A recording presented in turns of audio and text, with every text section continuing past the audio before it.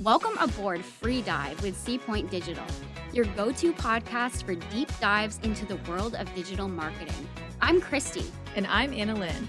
Your hosts navigating through the currents of growth, strategy, and innovation in the digital realm. We're going to talk. We're going to laugh. It's going to be a good time. Let's dive in. Here we are again. Hi, Kristy. Welcome back. This is fun. It is. We were made for this, I think. I love this. We were made for this. My true purpose is being fulfilled. I feel like this is going really well. I hope so. I think it is. I have no... We're also slightly delusional people, so I don't know. But I feel like that helps. I feel like it helps. I have no evidence that this is going well besides the fact that I'm having fun. I feel like I've worked really hard this week. Mm-hmm. If that's all in vain, I don't know. Same. I know. We go through periods where we're working on a project and it's like 3 months of intensive 10-hour days and it's just crazy. Yeah. So it's nice to have a side project where it's just fun and relaxed and we're still working. We're still working. We're still talking This is marketing. still work, people. It is. It is. So we how do we cram this topic into like 20 minutes? It feels like I could talk about this for hours. I know. So maybe Same. It's going to end up being part one. It could be. Let's just preface it by saying this is part one. Yeah, maybe it is. We can always cut that out after. We could always cut it out after. That's the best thing about this. We can always cut it out after. Yeah. Today we're talking about how we got here, meaning to these jobs. So the roads we traveled to get here. Would you like to go first? Sure. I'm trying to think how far back to go. We only have 20 minutes, so I'm going to try not to be super wordy. Yeah. But so I have always been very keenly interested in writing, and it was something that always came naturally to me. Mm-hmm. And throughout my public school years, anytime there was any testing, my scores were always off the charts for grammar and writing and English and comprehension of English and all of the language arts. And like when I was in 8th grade, I was in the gifted and talented program. I know I'm aging myself there. It's not around anymore, but It's not? I didn't even know that. No, I think Then I'm aging myself. we're in the everybody gets a trophy era. So. Yeah. But back then, it was like all the students that scored in the top percentile, they were moved into the gifted and talented program for whatever subject they were really good at. And so for me, it was language arts and English. And my scores were in the top 1%. For the country.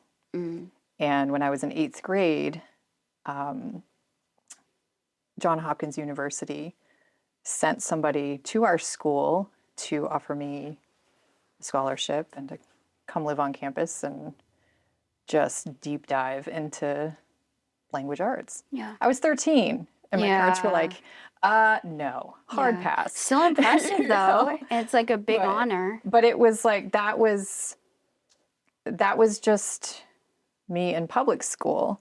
But as I went through high school, my English teacher was like, you're going to write a book someday. You're going to write a book someday. Mm-hmm. And so it was something that always came naturally to me. I was also drawn to photography. And while I was still in high school, we had a really cool vocational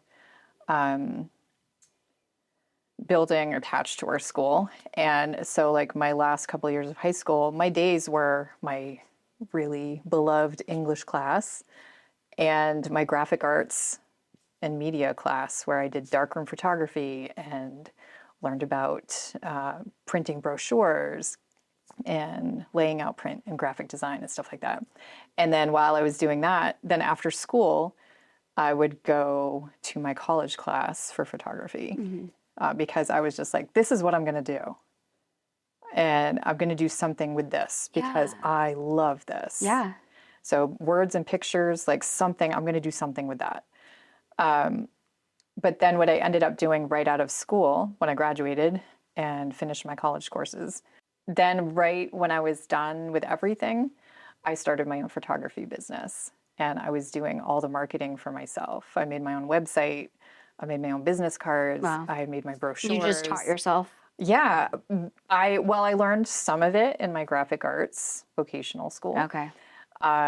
Learning how to design was a big part of that. And then just my natural love of photography and making things look good. Yeah. It just kind of all came together, and I did all the copy content that I needed. So I was marketing without really putting a name on it. Like, I didn't realize I was marketing. I was just trying to grow my business. And so I always did something like that all through my adult life. Yeah.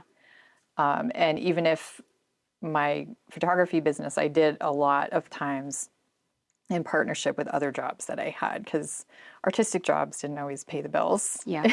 And so Yeah. I got into, like, I worked at a bookstore. Again, my love of writing. That was amazing. I worked for a camera company on the coast of Maine. And then I worked for one of my favorite jobs, and I still am in touch with the owners. They're like a second family. I worked for like a mom and pop camera store, print shop in Waterville, Maine. And I still keep in touch with them. I love their family. So like, it was just such a cool job. And while I was there, they had a studio that they weren't using. And I was like, let me at it. Yeah. Like, put me in there. Like, can I open this back up for you? Can I run it? And so I built up a clientele there. And so I've done all these different pieces of what goes into being a creative director or like marketing. Yeah, sounds like it. And then when I started here, it just, like, creating content and being an editor, and I feel like we have innate abilities and then we have learned abilities. And for me, language was always that innate ability of mine, and being able to convey how I was feeling or what I was thinking or a concept, and using words as the vehicle for that. Yeah. That was what I was always good at. Yeah. Not so much speaking. Like, I'm so much better when I'm like, put me in the corner with my little notepad or my laptop, and just let me get the words out. Like, being put on the spot and having to speak. So like, this podcast, you really pushed me to do this. Well, and it's good though. Growth. This is the year of growth for us. It's the year of growth for so you. true. You're wearing sparkles this year. And I'm really going to push you to your limits. So It's true. You have. And, but that's been really good too, because this job has taken what I'm good at and then pushed me farther than I would have gone on my own. So I really love that. And I love that, you know, we've won awards, and I've contributed to the copy for, you know, what won that award. yeah. And we have clients that are just calling out the writing and being like, this is really great. You've really made my website come alive, and you totally get it. You got the point. Like, you were able to define what we do. Yeah. And that is tremendously gratifying, because I feel like there are so many different ways you can get validation for the path you choose and what work you decide to do. It's extremely validating for me every time I, you know, get correspondence from a client that we have, and they are so happy with what I've done, or I've helped contribute to the success of a project where we've had a full team on it, or where one extremely gratifying thing was training new writers to write insurance writing. Yeah. That felt so cool. Like, And it being we did successful. it. And and they're successful, and they're turning out fantastic copy. And there are people who didn't come into this company thinking that they were going to be able to do that. So it just, seeing them realize their proficiency at writing when they didn't have any accreditation. I can't speak today. When they didn't have any validation from any school or anything that they could be a writer. Right. But they just had those gifts, and seeing it and helping that to grow, that is just like one of the coolest parts of my job. Yeah. Because I am such a big proponent of doing things a different way. That's like defined my whole life. So, Yep. and I love the other people that come into our company that are like, I don't know if I can do it. And like, Bill's really good at seeing that spark in people. Yeah. Finding where they fit. And seeing like, you would be really good at this. You may not have had the training yet, Right. but you will get it here. Right. And I think we all, the opportunity in this agency to come in almost like an intern, Yeah. you know, and just try out. It's basically like real world development of skills that maybe have been hiding. And he's kind of a wizard in that he can see that in people. And then he has people in place to kind of help pull that out. And it's just the coolest thing. Yeah. No, he has always done so well in that department, finding people and finding where they fit, what their talents are, and using that in whatever job works well for them and helping them thrive in that role. Yeah. It's like, pull out that hidden talent, but then make it grow, and then build up your confidence and just cheerlead you on to international success. You know, it's just like, or national success. Yep.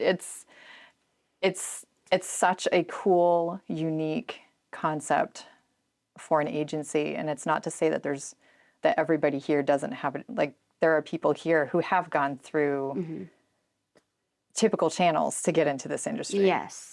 That's not to say, you know, but so what if we're doing the work, we're producing the results. It doesn't matter when you get right down to it, how you get from A to B. Right. Because if you're able to put out that kind of quality work and get there, it doesn't matter how you get there. Yeah. I think. And that's validating for anyone else, especially anyone listening who feels like they don't have enough background in something that they want to do, but they want to try it. And I think too many times, like, some people hear or believe that they hear like a "how dare you" when they want to get into something that is brand new for them, or just something that they have an interest in. Yeah. And thinking that they're hearing that from other people, like, well, how dare you? I went to school for 6 years or 4 years or 2 years to get into this job. What makes you think? No. You just look at them and you say, I dare. I do. Yep. Watch me. Yep. I'm doing it. Yep. So, see where it takes you. Yeah. Yep. Why not? Yep. Why not? Sometimes you succeed. Yeah. Yeah. I think a lot of times you can. I think we just get tripped up by what we think we're supposed to do, what we think we're supposed to follow and stick to. And fear. A big part of it, I think. Yeah. Just no more of that. Yeah. No more of that. Yeah. No more of We're that. past that. So what's your story, Kristy? I kind of grew up feeling like I was never good at anything. And always felt like my siblings were all really good at something, and I wanted to find the thing I was good at. Your thing. And I couldn't find it. You know, my siblings were so talented at music, and I never was good at that. So I just like was always my whole life chasing like what's the thing I was going to be good at, and couldn't find it. And then when it came to the time point in my life where it was time for me to get a job, I'm like, okay, so what's going to be the thing that I do to make money and like, because I didn't want to hate working. Yes. But I was surrounded by people that were like, working is a drag. Except for my dad, who loved his work. He did flooring and he loved working and he worked very hard. So I tried working with him for a little bit. But I just enjoyed spending time with my dad. Yeah. I didn't enjoy the hard labor of working. And so I was like, well, I know that I don't want to be doing hard manual labor. But Also on brand. Correct. That's men's work. Where's Tim? Where's Tim? That's men's work. But my whole life, my mom was always like, you love kids. You want to be working with kids. You need to work with kids. And I'm like, oh, I guess I love children. And so I went to school for early childhood education for like through high school. And then I went to college after to work with kids. And then I worked for many years in early childhood education. And I was never happy. I hated it. And it never occurred to me until, I don't know, 10 years into it, I don't like children. I don't. I really don't. Lovingly, I say that so lovingly, as lovingly Just mine, as possible. right? Here's what it is. No, it's I know. like, I like kids to a degree where it's like, I like them over there. Yeah. Like, pat on your head. Yeah. Now, goodbye. Yeah. You know, I raised Not to be responsible for them in some way. I raised my nieces and my nephew, and you know, so I've had my kids. I raised them their whole lives. So but at the same time, I'm just like working every single day as a career, taking care of. I did infants for many years. I did preschool age. I did toddler age. I did kindergarten, and the closest I got to enjoying any of it was infants, but I was never happy. And it's because my mom just was like, you love this. You love this. It was someone else telling you what your thing was. And I'm like, you love this. She was like, you're so patient. I'm like, I've never been patient a day in my life. That is the last quality that I possess. It's the worst quality I have. I'm not a patient person. Yeah. You think that. And so when I finally realized that, but through all that, like I enjoyed photography my whole life.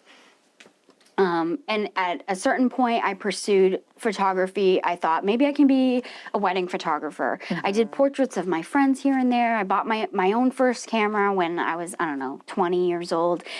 And I shot my first wedding when I was 21. And it was just very nerve-wracking.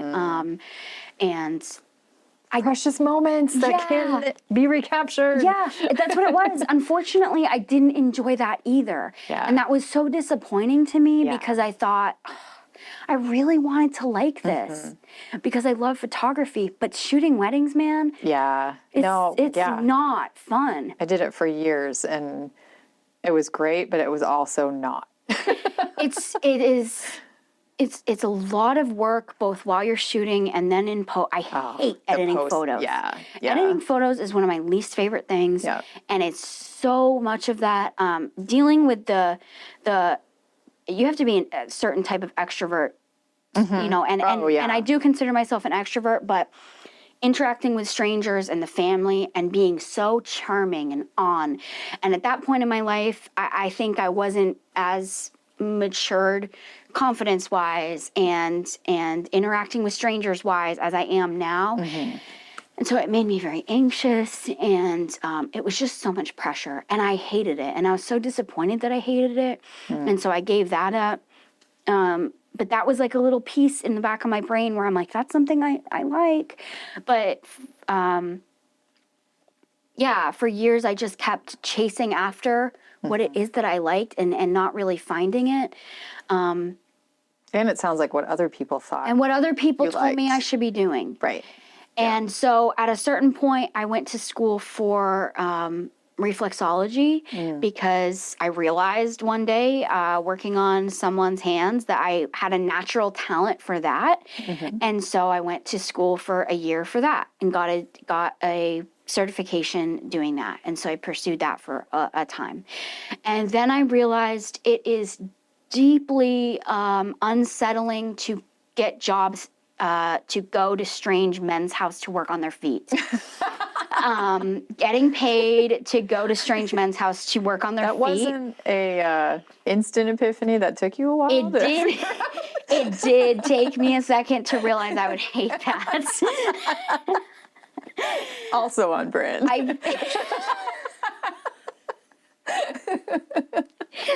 Very, that is Kristy core to the core. So that was disappointing. I thought it would be more medical than it was. It is a very medical thing. And I am so naturally talented at it. But separate from it being creepy, my chronic illness kept escalating to the point where my hands would give out and I couldn't make it be full-time work. My body couldn't do it. It's a very physically, any kind of massage therapy is very, very physical on your body. And so the worse my chronic illness got, the harder it was. And the more eventually one day I realized I couldn't do that as my work. And so that dream died as well. And so one day I just landed here. It's just, I feel like it was just like. What did you initially come here so when I for? started here, Bill offered me work doing community management. And so initially he was just kind of like, let me find something. throw random stuff at you. And so for a while, like I was only working 5 to 8 hours a week, doing social media for us, social media for certain clients. Pinterest was really big back then. So I was doing a lot of random pins, making pins and, taking care of one of the chambers for commerce. And he was like, I'm gonna throw you into analytics because you seem like the type. And that's the one time Bill was wrong. Whoa, was he wrong? Because he was just like, I'm going to teach you all about how to run reports and write reports. And because Bill and I had no rapport at the time, I was just like, yes, sir, I will do what you say. Thanks for the job, sir. Thank you for the job. I need this job. And I was like, I don't picture myself staying here at all because this is horrible. And so I did reports for a while until like other things started to morph in. I think he realized I was so charming and funny and I was definitely becoming the personality hire. That he just started to find other things for me to do. That's when Matterport came into the program super quickly because Courtney was doing it a little bit, Gretchen was doing it a little bit, Bill was doing it a little bit. None of them really enjoyed it. And so they threw it at me. They were like, you need tasks, do this. And I really enjoyed it. It was we were the first in New England to be doing it. The only people in New England to be doing it. It was brand new. It was a brand new business. And so I really enjoyed doing it. I didn't enjoy traveling to strangers' houses. That took me a long time to get used to. But I thought, this is an avenue of photography that's very different that I feel like I can kind of grab a hold onto and make mine. No one else is doing this. And I love that for me. Like, I am the only one. You were so intense saying that to me. I was just kidding in my interview that I'm coming for your job. I feel like there was some extra feeling behind that. There is something to be said, and for my personality, you know what it is? It goes back to childhood trauma, to my siblings having their special thing and me not having a special thing. And I was like, I grabbed onto Matterport with a death grip because it was like, you got your fangs in it. Literally, and you're like, nobody else. Not one other person in all of New England is doing this, and I'm doing it. And so that's cool.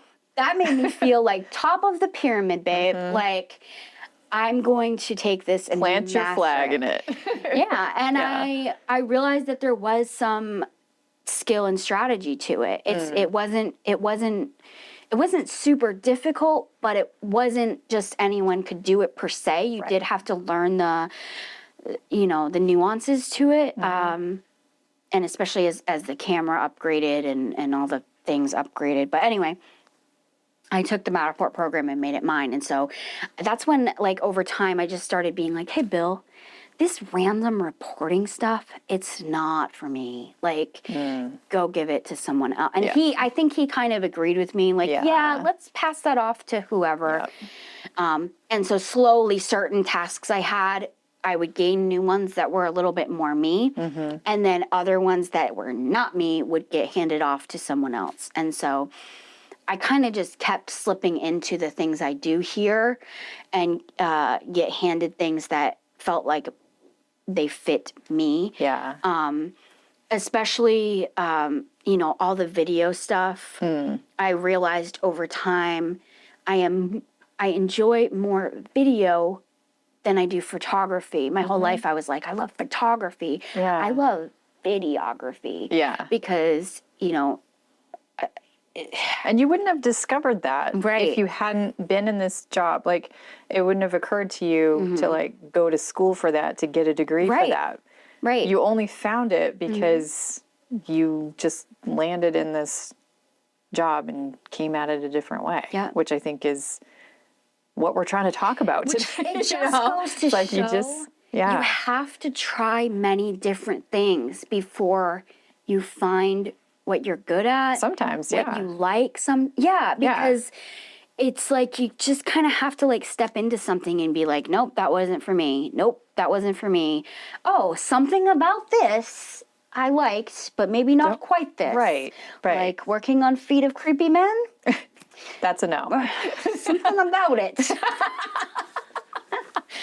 Getting paid money to touch this guy's feet at his private house. Don't love it, but I am good at it.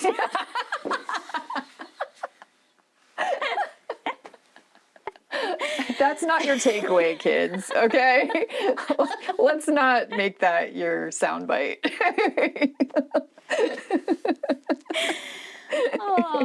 But, like, droning, I would have never in a million years ever pursued that unless Bill was like, you're doing this. And which is a total other kind of photography. And it's like such my passion now, and I enjoy it so much. And so it's like some things I just fell into, like most things I just fell into, and I feel like they were like a lifetime coming from little interests I had to like finally making it there. I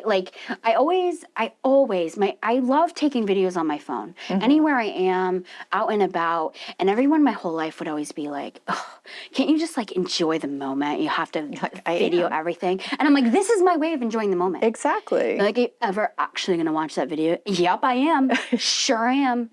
I can't keep enough storage on my phone because of the actually 2,000 videos that are on it.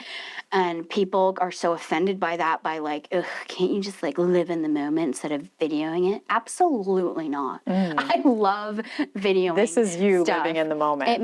I enjoy it. And so that translates to work. I love videoing things. I love the process of capturing this moment that's making me happy and letting it live eternally. And getting to watch it again and sparking that feeling of how happy that moment made me again and again. And then sharing it and making other people watch it. Look at this. Look how happy I was. And I like watching other people's videos. I think that's what TikTok does so well.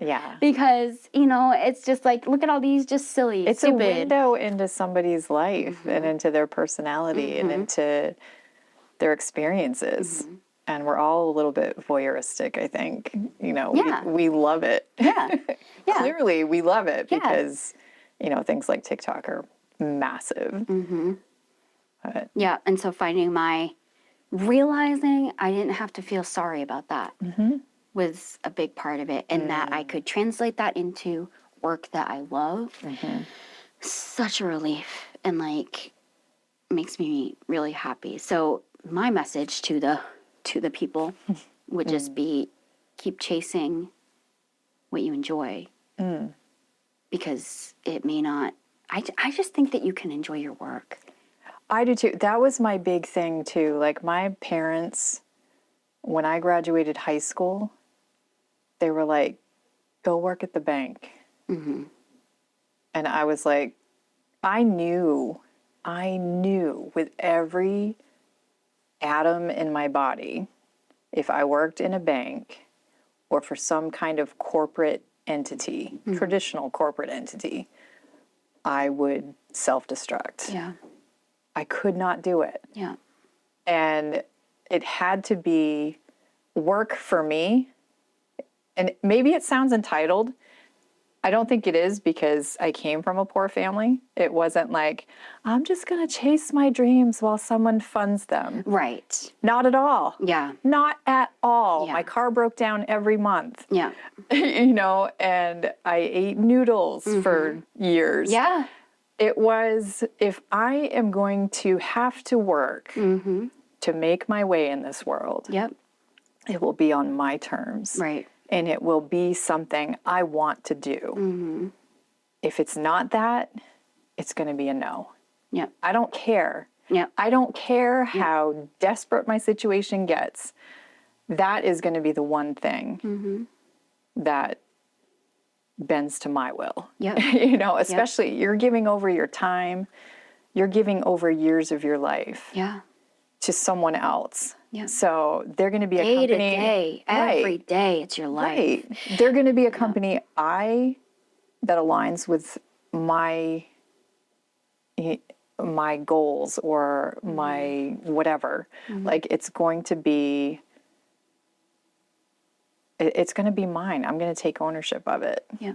And my parents didn't get it. They hated it. Well, everybody has some kind of skill.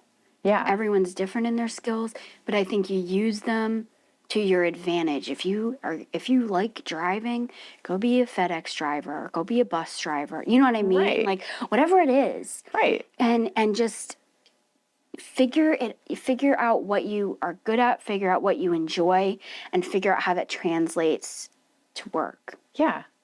Find a way to make it happen too. Like I think, don't be scared. Don't be scared. I think, and we were talking about it earlier, like fear is such a big mind killer, and it kills your spark. It kills everything. Yeah. And allowing other people to tell you That's what it is. what you too. should and That's what shouldn't it is. do. That's what it is. Yeah. It's like, whose life is this? Right. Whose work life is this? Yeah. It's yours. So guess what? You get to decide Yeah. what your work life is going to look like. Yeah. I mean, maybe that still sounds entitled, but we've lived it. You and I have both been like, I'm going to do this. Yeah. And it hasn't been all puppies and rainbows. Right. Yeah. That's not to say that every aspect of our jobs is nothing but fun and giggles. Oh, goodness, no. We have, yesterday? Was I not literally screaming into my hands at my desk? Literally. I have so many screams in me. I was screaming into my hands at my desk because I was so frustrated. So it's like, it's not like all of it is just rainbows. And I had several moments when I was like, I'm quitting, I'm leaving. You know, there were like bills like, oh, is she quitting again? Yeah. You know, I went through some growing pains for real, and was like, I don't know if this is for me until I found my thing. Yeah. But so it's not always like committing to that, making that choice, and then committing to it and following through, and not letting anybody disrupt that. I think it's a conscious decision you have to make, and you have to give yourself permission. Yeah. And then just do it. I hope this inspires people. I hope so. I hope I haven't said anything too cliched and cheesy. I feel like I do. Yeah. Well, I'm sure there's some. I hope it doesn't come across as like, may you be as happy as we are. Right. Chase your dreams. Listen, I don't mean to keep going back to not. the foot fetish thing. But you are. But again, some of us were working jobs where we touched men's feet for money. And then I got here. So if you are still in your touching feet for money phase of your life, there's hope. There's hope for you. I feel like we need to make a t-shirt or some kind of. I don't even know if I don't think that was my word. I cleaned bathrooms on a beach for a summer. That's when I was not- 21. no. That was pretty rough because it was pitched to me as like, oh, do you want to just get like paid to sit on the beach for the summer? And then like every hour, go in and just like make sure the bathrooms are clean. And at the time, I thought it was big money. I think I was getting paid like $12 an hour. Yeah. And I was like, oh my word, I'm going to be rich sitting on the beach, getting paid to just like go check in.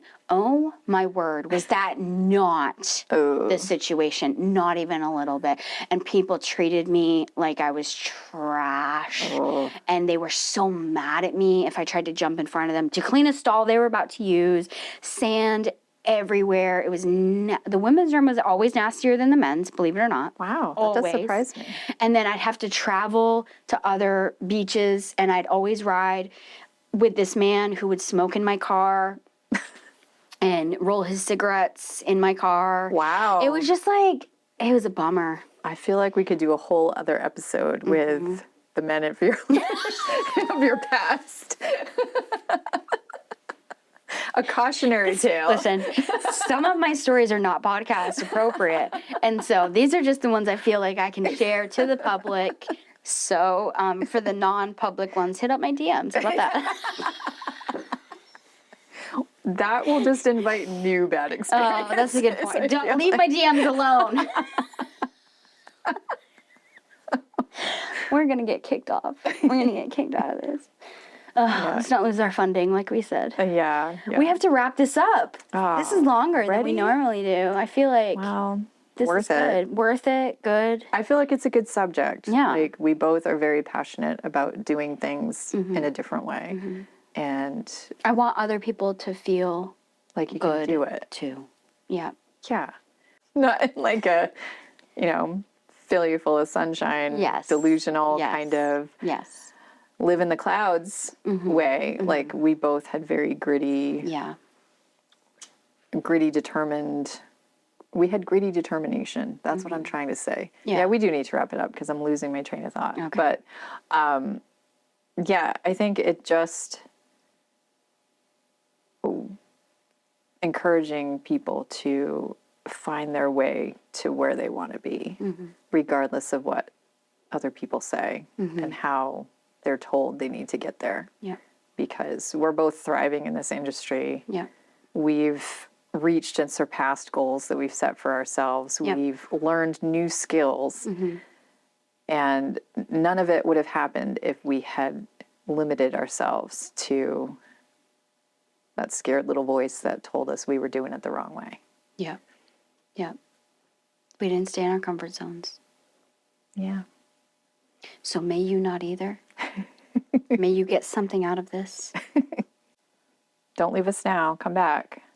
Yeah, make sure you come back. We need to not sound desperate at the end of every podcast. Please come back. Please be our friends. We think that you're going to leave. Please. Hello to our one listener. Just come Please back come if back. you want. Like whatever. We don't. Right. We won't even care. We're just gonna sit here and talk anyway. Yeah. But it would be cool if you came too. like whatever. You can hang out too. But do it. Come back. Yeah, do it. Okay, friends. Till next time. It's the end. No, it's not. There's more. There's always more. Don't be sad. You can catch our full video interviews on our YouTube channel. Come find us. And don't forget to subscribe, like, and share with your friends so that we're not sad. And follow us on TikTok. And Instagram. It'll make your day happier, promise. And we'll know if you do. Until next time.